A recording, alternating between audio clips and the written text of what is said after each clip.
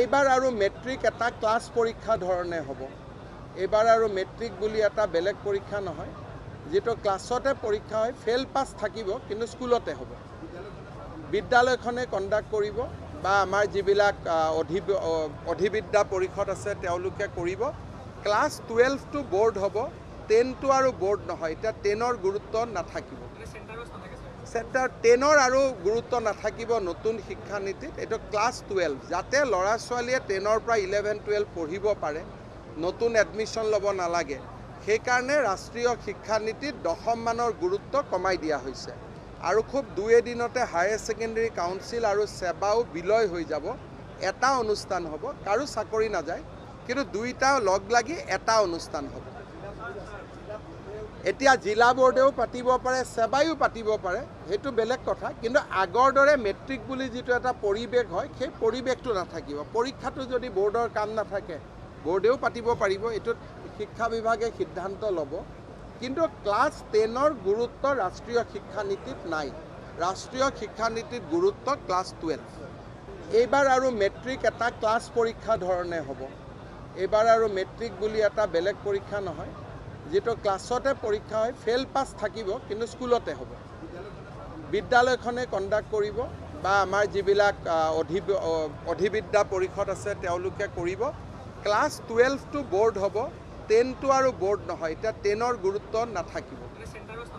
Centre 10ৰ আৰু গুৰুত্ব নাথাকিব নতুন শিক্ষানীতিত। এইটো ক্লাছ 12 যাতে ল'ৰা ছোৱালীয়ে 10ৰ পৰা 11-12 পঢ়িব পাৰে, নতুন এডমিশ্যন ল'ব নালাগে। সেইকাৰণে ৰাষ্ট্ৰীয় শিক্ষানীতিত 10ম মানৰ গুৰুত্ব কমাই দিয়া হৈছে। আৰু খুব 2 এদিনতে হায়াৰ ছেকেণ্ডেৰী কাউন্সিল আৰু সেৱাও বিলয় হৈ যাব। এটা অনুষ্ঠান হ'ব, কাৰো চাকৰি নাযায়, কিন্তু দুইটা লগ লাগি এটা অনুষ্ঠান হ'ব। এতিয়া জিলা বোৰ্ডেও পাতিব পাৰে, সেৱাইও পাতিব পাৰে, সেইটো বেলেগ কথা। কিন্তু আগৰ দৰে মেট্ৰিক বুলি যিটো এটা পৰিৱেশ হয়, সেই পৰিৱেশটো নাথাকিব। পৰীক্ষাটো যদি বোৰ্ডৰ কাম নাথাকে, বোৰ্ডেও পাতিব পাৰিব, এইটোত শিক্ষা বিভাগে সিদ্ধান্ত ল'ব। কিন্তু ক্লাছ 10ৰ গুৰুত্ব ৰাষ্ট্ৰীয় শিক্ষানীতিত নাই। ৰাষ্ট্ৰীয় শিক্ষানীতিত গুৰুত্ব ক্লাছ 12। এইবাৰ আৰু মেট্ৰিক এটা ক্লাছ পৰীক্ষা ধৰণে হ'ব। এইবাৰ আৰু মেট্ৰিক বুলি এটা বেলেগ পৰীক্ষা নহয়, যেটো ক্লাছতে পৰীক্ষা হয়, ফেল পাছ থাকিব কিন্তু স্কুলতে হ'ব। বিদ্যালয়খনে কণ্ডাক্ট কৰিব বা আমাৰ যিবিলাক অধিবিদ্যা পৰিষদ আছে তেওঁলোকে কৰিব। ক্লাছ 12টো বোৰ্ড হ'ব, 10টো আৰু বোৰ্ড নহয়। এতিয়া 10ৰ গুৰুত্ব নাথাকিব। চেণ্টাৰ 10ৰ আৰু গুৰুত্ব নাথাকিব নতুন শিক্ষানীতিত। এইটো ক্লাছ 12 যাতে ল'ৰা ছোৱালীয়ে 10ৰ পৰা 11-12 পঢ়িব পাৰে, নতুন এডমিশ্যন ল'ব নালাগে। সেইকাৰণে ৰাষ্ট্ৰীয় শিক্ষানীতিত 10ম মানৰ গুৰুত্ব কমাই দিয়া হৈছে। আৰু খুব 2 এদিনতে হায়াৰ ছেকেণ্ডেৰী কাউন্সিল আৰু সেৱাও বিলয় হৈ যাব।